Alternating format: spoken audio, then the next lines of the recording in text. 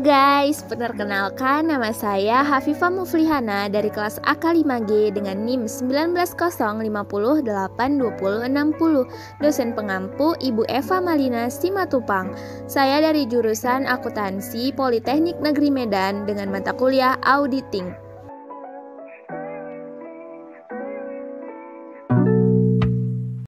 Baik, saya akan menjelaskan apa arti fraud.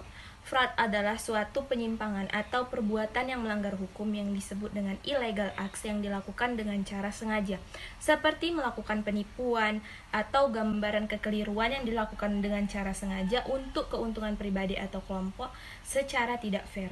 Dua kategori dari fraud auditing yaitu pelaporan yang curang, yaitu salah saji atau pengabaian jumlah atau pengungkapan yang dilakukan dengan cara sengaja agar menipu para pembaca laporan keuangan tersebut. Yang kedua ada penyalahgunaan aktiva, yaitu pencurian aktiva entitas.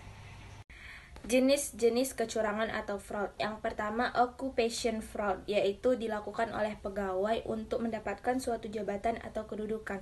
Yang kedua ada management fraud, yaitu dilakukan oleh manajer. Yang ketiga ada investment scam, yaitu dilakukan oleh suatu organisasi untuk membujuk investor menanamkan uangnya terhadap suatu organisasi tersebut dengan iming-iming atau janji akan memperoleh hasil yang berlipat secara cepat.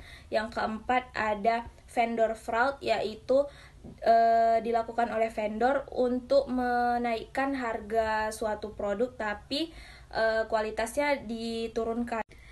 Yang kelima ada customer fraud, dilakukan kecurangan yang dilakukan oleh pembeli. Yang keenam ada computer fraud, yaitu sengaja merusak program komputer, file data, dan sistem operasi yang menyebabkan kerugian besar terhadap suatu organisasi tersebut. Ada 3 elemen yang membuat seseorang untuk melakukan kecurangan. Yang pertama itu karena adanya tekanan, yang kedua karena adanya kesempatan, yang ketiga karena alasan pembenaran.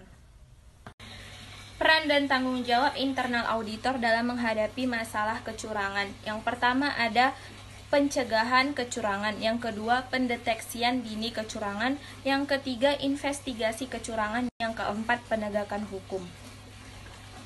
Saya akan memberikan contoh kasus yang ada di Indonesia mengenai sektor korporasi. Yang pertama, pembobolan Bank BNI, pembobolan Bank Global dan Century. Lalu impor gula. Contoh kasus di sektor publik yaitu melibatkan para pegawai dan pejabat di pemerintahan daerah maupun pusat. Thank you for watching guys. Jangan lupa di like, comment, and subscribe. Tunggu video selanjutnya ya. Bye.